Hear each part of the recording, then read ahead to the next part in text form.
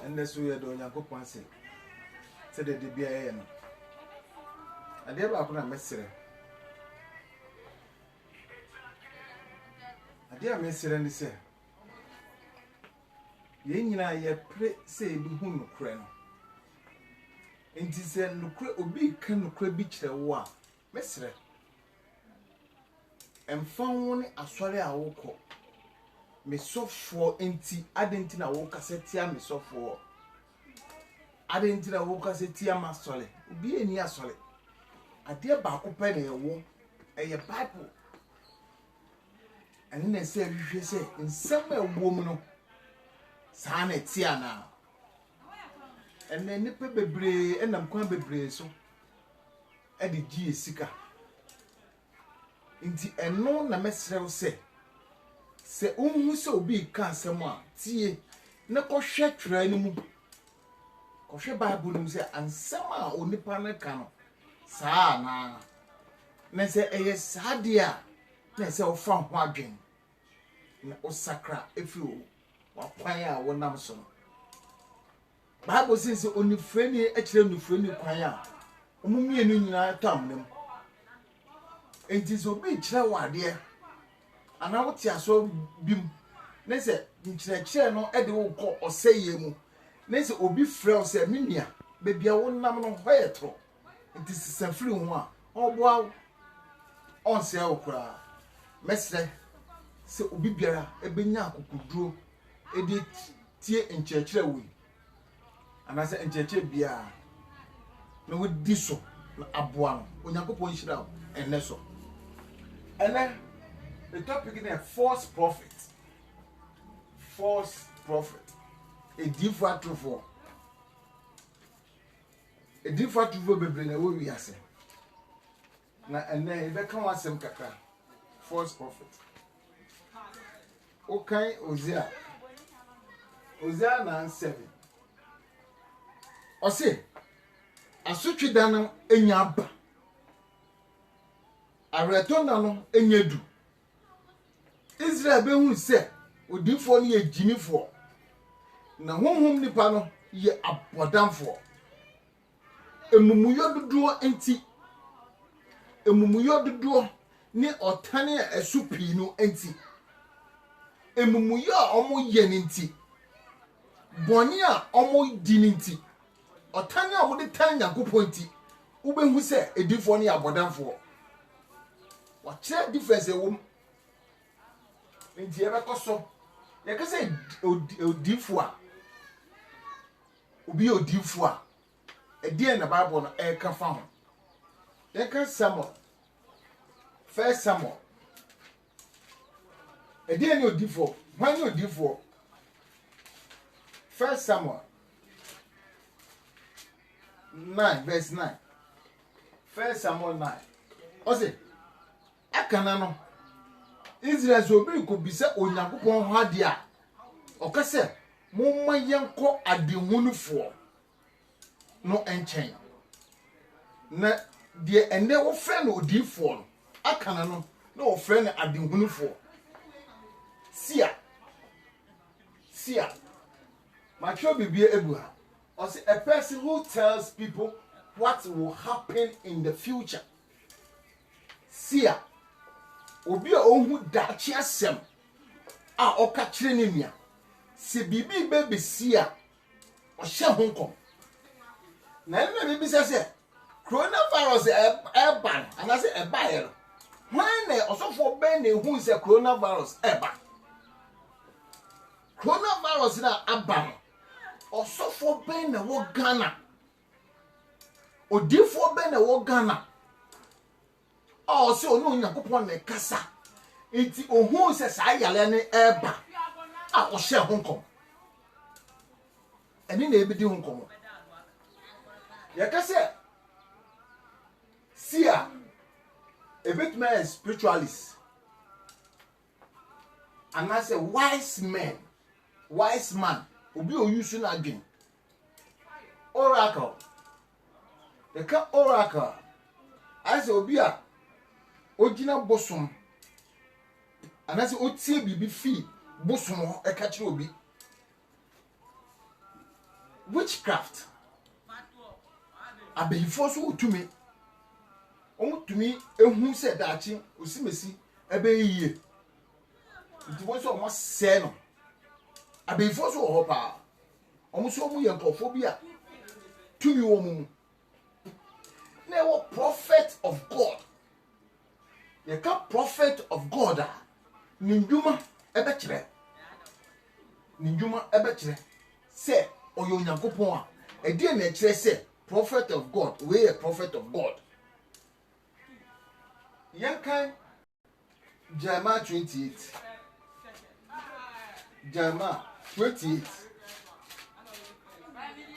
verse 9 ose odifo a ohye asomdwe ho nkom no se odifo nsem nya bamu a ene na ohun na odifo a ewurade asoma no nukramo se odifo ohye asomdwe ho nkom enya odifo a oka kire wo se o maame na eye o papa na eye obi na ese wo ka na wo de benya accident te se na obi hye nkom se shatawale bewu abla wengu no enye sa odifo no asam na ka bible say odifo o hye asomdwe ho nkom asomdwe ne ende the bible yenjai bone yemfa Kristo atemwo bi da ho maye se yemfa Kristo a ewie no ebenya asotwe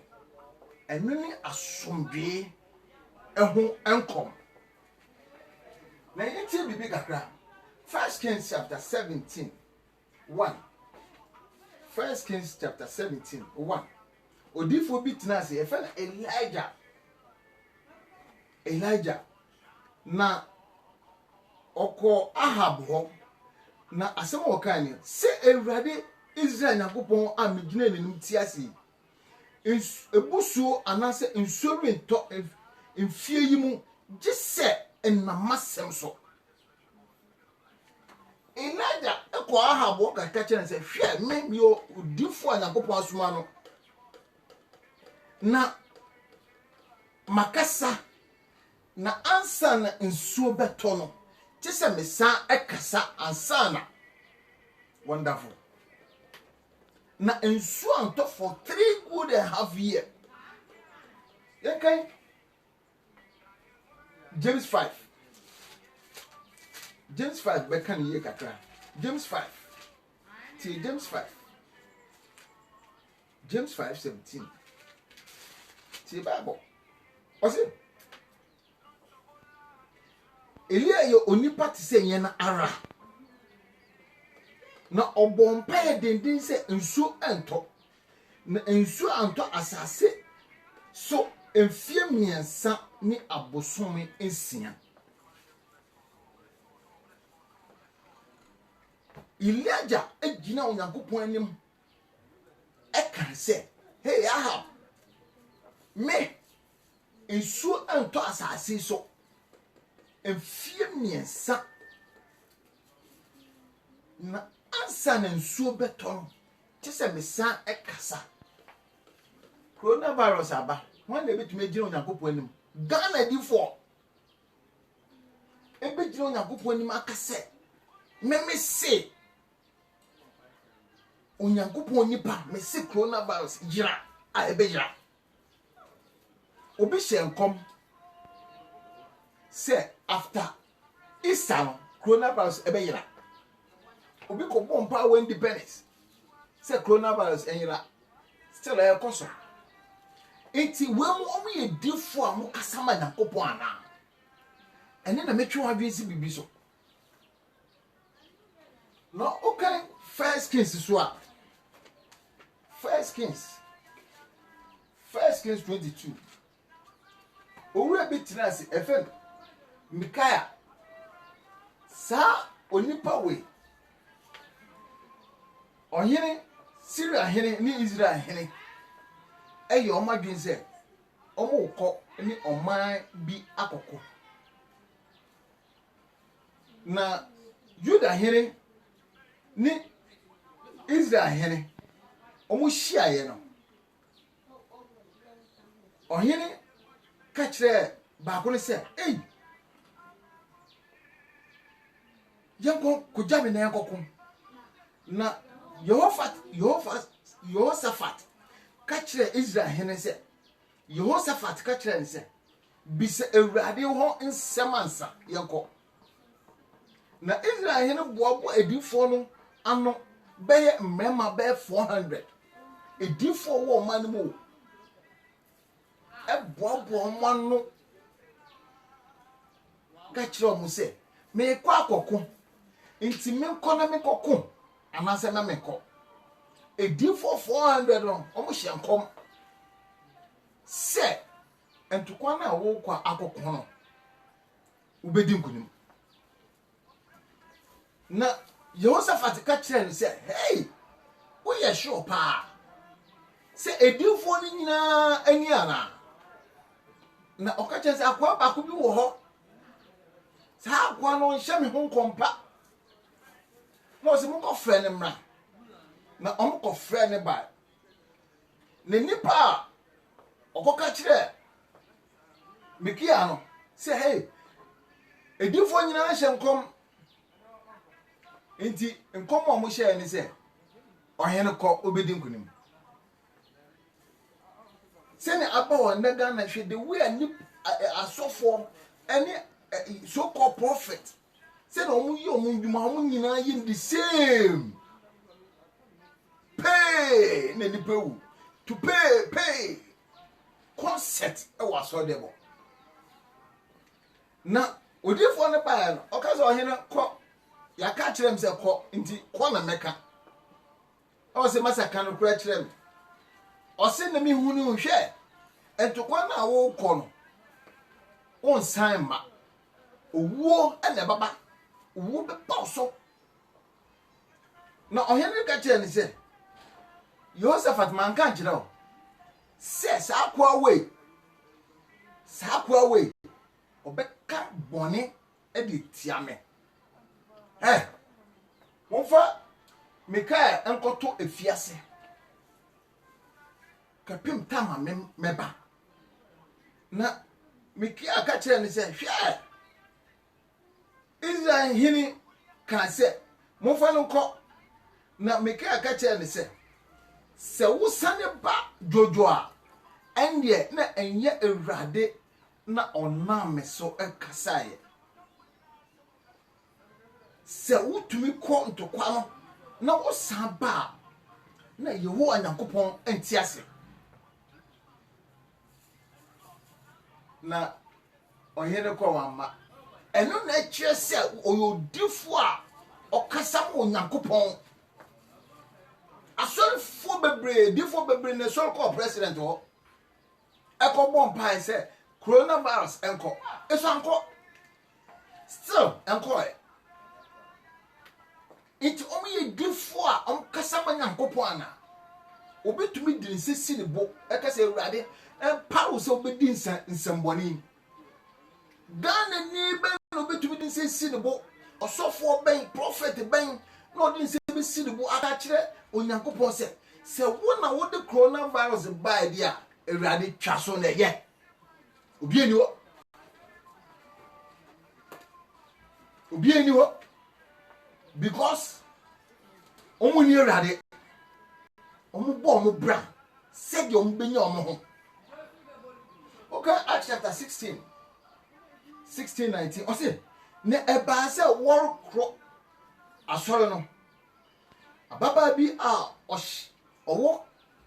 akon ho be hia yen nanso no ɔde nkomhye ma ni wuranom enye bibidi ababa no ni dia ni say o you so wise man brain kwa obafa so obedi usika kwa obafa so obedi usika efi osem into o you so sa tricks no e de ma ne boss na ehye na se no onye bibi edi na odipo echi tietie mu enipa yi ni onyankopon owo so ne nkoa a woka mo nkwagie akwan na oyeye ne bebre na Paul ahome tie na odane na ho ka kire honhom ne se me hyewo Yesu die mu friedi na ofrie na ni wura no hu se Paul mu akasa etia honhom no omu sika anase omu getire abo mo na omu twe Paul mu de omu ko asenibia wise man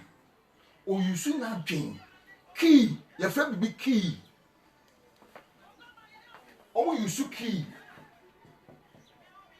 omu yusu key na omu de dada nipa omu de jinkofu sika kwa omu befa so a omu beto tin of milk na omu tie hu na omu yi milk na fim na omu de oil egum na omu ka kire omu ka se tu a na bedane oil itu anu pepe pa na oye na ba na manfo boy same sa obi a tira so them 15 years 20 years onya yansa obi a oba adakro obenya yansa omu yusu key omu de beating crofo bebre yenim sa key si ni nyina nti obi gina na so gina TV so no so preach a yehu key a o pray yenim say key 1 na key 2 a yenim ni nyina yenim aje apadwemba omo dwen ombehu Kristo tire ni mu because Bible ni kire se wo firi mo fa se nim tire na e ma hu nyansa obi onim nyansa ebe hu se we a false prophet omo firi yakopon yeka 2 Corinthians 2 11 13 o se na sa oni pei ye asomafo atrofo edumayefo na adafo a wodan won ho ye se Kristo asomafo sakifo we oracle any spiritualist sa omo mutumi gina omo bo mo nsamrane oracle of God say sa ko from omo ye wise people omo use so madwem omene sa ni pa yi asomafo atofo adwumayefo enda dafo a wadan wo ho sei wo ye se Kristo asomafo Bible say anya wonwa efise Satan no arampo dane no ho an bofo enti se asomafo nso dane wo ho yese tini asomafo a enya ade kese biara na ewieye na ebewie won se de won duma atia se de won duma na tie no se de omo boki se de omo fa kwan bi so ade dada nkrofo no sa no mo wieye ebeye se na omo ko ditututu ditututu se no wiye se na nkrofo hihye dem apa life ni hwan omu nyina hihye dem kwa omu fo so omu jinkrofo ska no sa pepepe no mbebre every omu leader eko hwan nyina omu nyina they will suffer before they die. Jeremiah 23 eno kasa enye dede ebeka no enye gidigidi enu sua de oka Jeremiah chapter 23 9 osi edifo no ho asem makoma epupu miyam masa uhun kofo kwa omo faso omo diga na fo sika kwa omo faso omo di sika oya obeto protection oya deliver oya traveling oya te say kwa mo fa so mo ton oye ma no masa te say nyansafo pe na beti ase o say me do ba nyina sabri na mayesa nsabuni ni obema nsa afane so se mi hu ade no a eye ayi se bia eye m se yi babo I say obi ababo my confused my jira e wo me hu a enipa ma sometimes we be ma wo botai be ma ke setting ground na ogina ho na oba de ne sa to no so na owuo fa fom owuo na wo yire wo be sa wo yire kra de ne sa kan wa obeto fom tisi nyansafo na beti ase ye kunipa e de hya fom ye di nipa e hya fom tumi bi hya fom ya kasa wo ye beifo ase me ye beifo abra wo ye beifo masa mo ben yen dwen mo men suade wo bible no mu na nkofo kwa mo fa so gi ye sika wo di ye yie no ye njai ye feska ni sie masa wo papa bi yi a obi oyare a obi oni bi ejanka wusia bomodien ne chene sika enu no ye se obeka akoto protection oil obeka akoto traveling oil ene traveling akoto bi se akwa no coronavirus na ewo no akoto traveling oil se obetumi akwa na serious o na awase asha asase ne soma enam se bone asofo aye bone no mu dada nkofo nti nkofo efa nkofo yire awase ye ena ekoso awase bebre na nomenti asase no di apobo nume omudi ahya asase ne sinti enne Ghana ye bre kwa omo fa so ginkofo sika no ye tumi ye bre pa obetumi bresa no de komo sofo ginedi na ni fie di obedi wo ni fie kwa ye din very serious o se esreso edidi bia ekusa ene ko market kura hu nyi sika na wo de atade tese bibia sen ene masofo so called prophet nti o se no hona miriketuo ye bone na hon meni ye enso entene omo bibia ye papa bibia se na edifo ni asofo nyina ye akonkonsafo mi fie po na me hu obone ewurade asemni ewurade fie na kasa no me hu omobone enoti won akwan beye won sumka bi won akwan beye won sumka bi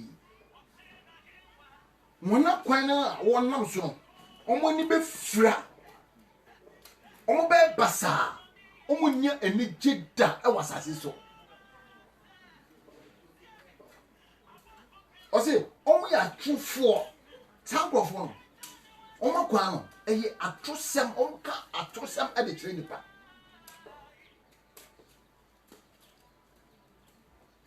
ose wo be sunsun won na wahwehwe eso ase efise wona asotwe no emu me de bone be bom so ewurade asemnie ose Ghana sofo eye nkwasiasem omka nkwasiasem Ghana sofo eka nkwasiasem awodwiri die aworeseye bebre efa nkofo yire benemi ko dwale wo ene no mo ye trofo ene wo kwa sori a esese e ka kire se jabone omo nka o ne mo omo fa sambo bi ade dada o atrosem o ma me na ye o papa na ye o wo fa na ye o edan na wo tim no wo bebe wu nti ton na fisika no bebo afore eno na ekoso enne no kura no wo ho a asofo ese mo ka kire nipa no omo nka omo kan kire nipa nemo no se osofo be ka kire obi se ade na wo ye no eye dwaman ti jai no osofo abe ka kire se fiancé de enye bone fiancé oni oba hihya courtship no ye fiancé courtship enye bone because why ready so be why nti mbetuma hihya wo kakra ye hwa omo nantie mu wo hu so bi azan hu so azan se na omo perform e wo omo stage anasa omo platform so no hu so azan osofo tumi da ho we pega ne na akosoro ne to asinsia ho oso edifo oracle of God. Oh my goodness. Ose no wo hye in the boyfo ensadin omo hye in the boyfo sadin said ebeya no obiara ansane emfiri ne boni mu ene most asofo bebre ukwa oba o say opede opesika opede mepeba instead of say obeka no kra kire say onyankopon na mankwa onyankopon na misika onyankopon na maba onyankopon na ehira nyankopon na dome iti fo kra no wade nyina fa so onyankopon no o se fesika bra na memma oba fesika bra na memma otusho fesika bra na memma akontuo fesika bra beto bulemu suo beto wei na mihira ya trosem se de nipa ebesise fi na kombo no so a obeka nkwagye ho asema kire no se jabone no ompe ne mo mo ka adada sem e de kire no na nipa na akoso atena ne boni no me baba oso osofo no me ebaba oso odifo no me ebaba oso so called prophet of God. Ose wonyina dane wo ho aboniefo boni na so called prophet omo ye yega Jeremiah 14:14 Jeremiah 14 ose na ewade ka kire mi se atro na edifo no de hye me ho medi ho kom atro na edifo di hye medi ho kom me soma omo na me hye won na me nkasa me kire won atro ni enisuade hu ne enkom hye ene enisuade hu ne won akoma mu enada na woka kire mo Ghana for pendada nti asofo no so kan nada asem kire mo u bebewu nti bomodian na bra beya memma wakwankire fa ketre bra na fa we ketre nyina omde ya akwankire wizard nipa moja obi a wawo akwala ekire ade fa bra unye bia o de mamisika mekọ popa bia yama very serious me very serious okay. Second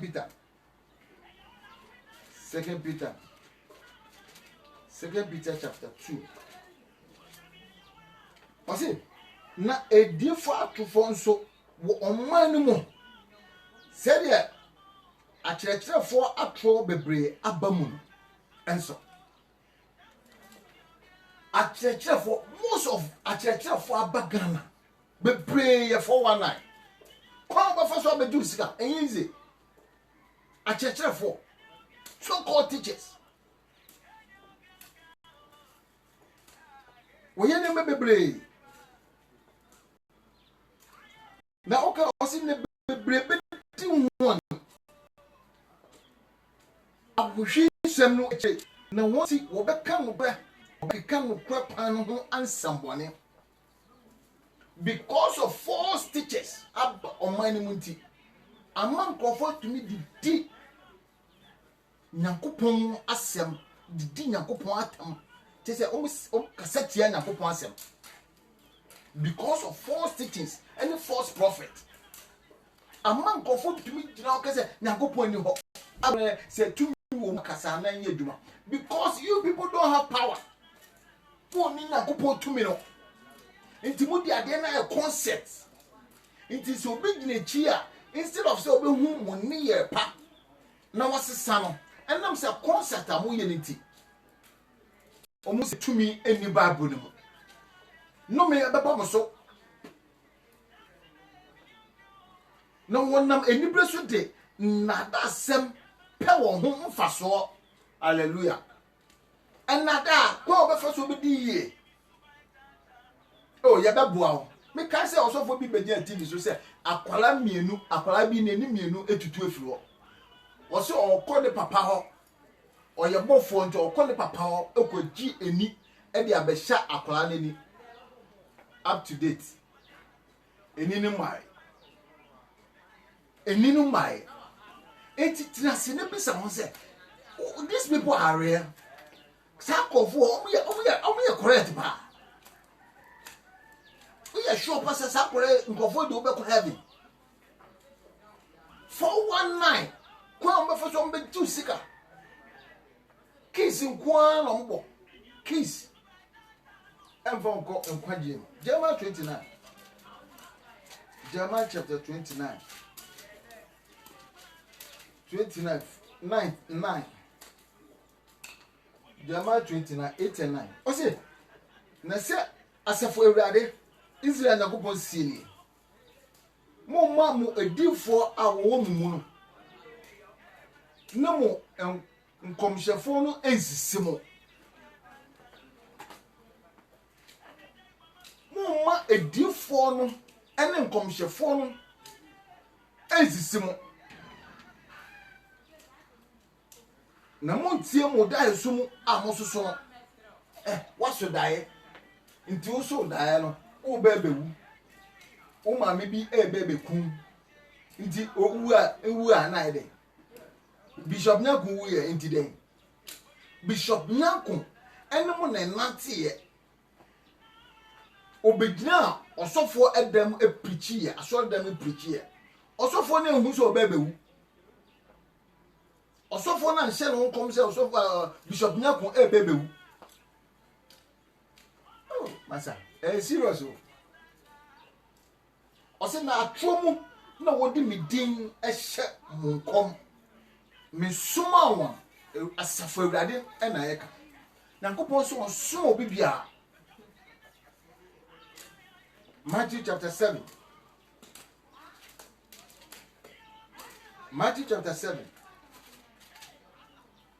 okay 15 now 7 15 19 o se mo hwe mo ho yie edifo form no wonnam nganten nwumamu ba mo nchen na won mu de woye empeteku adufude pefo we roofs omo ye omo se uhu na on se ye osofo uhu ni tie uhu ni bibia on se osofo ni uhu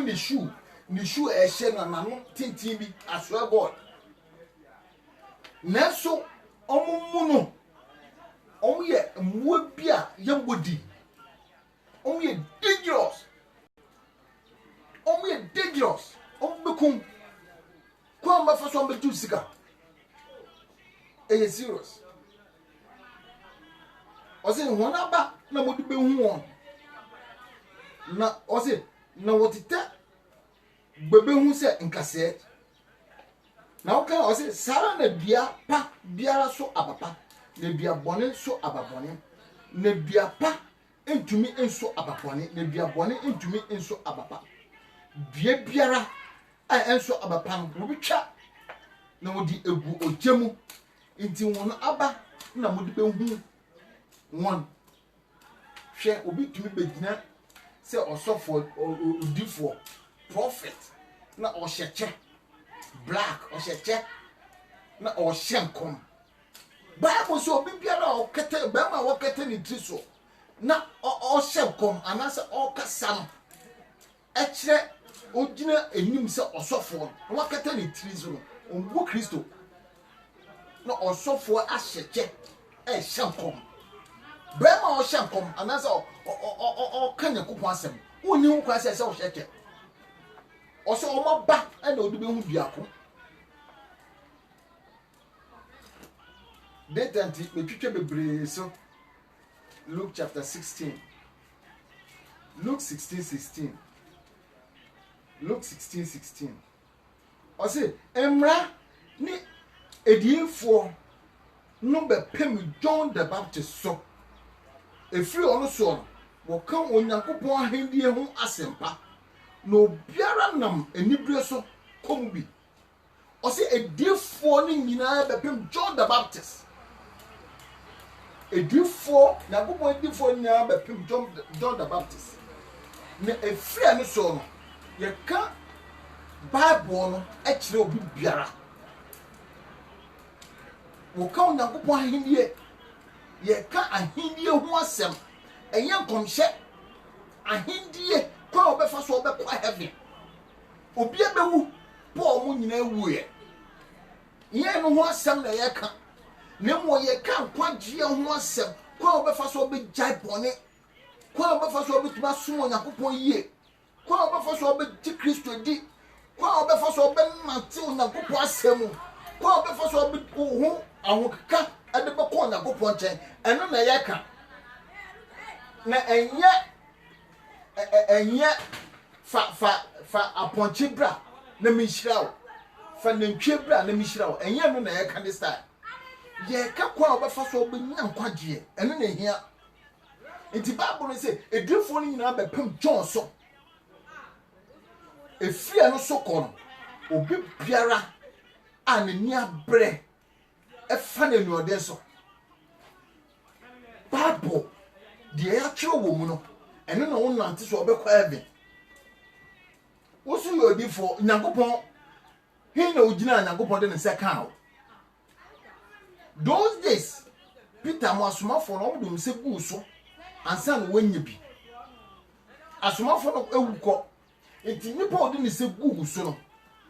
he na ogina Nyankopon ogina odi ne se kan no a odi ne se kan one na de ne se kan also your prophet one your prophet advice am de ma false prophet e ba ko pe Jeremiah 17:11 Jeremiah 17 advice am de ma so called prophet false prophet o se di opa de anya na onya ne tene so no ti se akokohwede a obutu nkosuya so a enye ono na oto ye so obebu ne ndemu afa eja na ewieye no obekwasea advice amidima fake prophet so called prophet I know mu je omo dis omo yo Nyankopon na so omo no Bible say obi open ho anya na onfa ne tin na ekwa so no eti se akokohwede a obutu nkotua so a enye oto ye obebu ne ndemu afa eja wonna no says 30 years no be dey obenya 15 years say 50 obedi 25 years na ewieye no obe kwasea ansa na wewu nipa behu se wejimi azana wo ye ne nipa behu okwasea de na obe ye nipa behu false prophet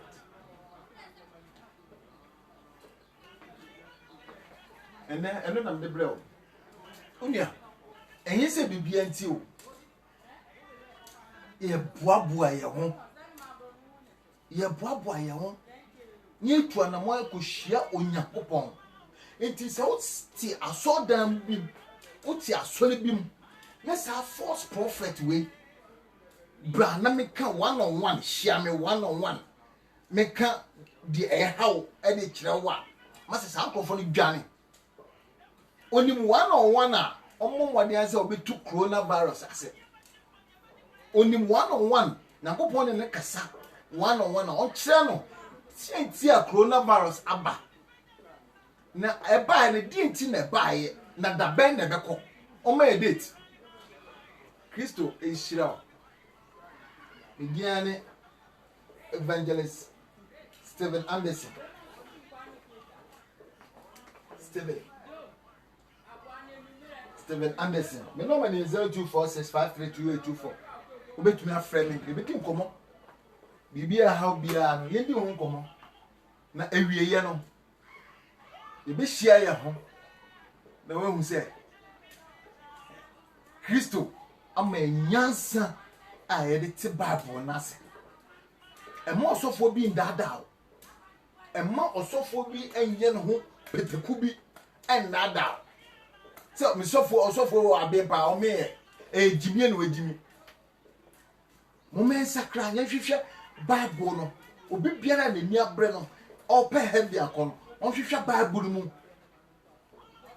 na enkwagye ebe ne bia onyankopon hire obi bia awo Yesu Kristo di mu ede foforo de asem foforo bebrem bye bye.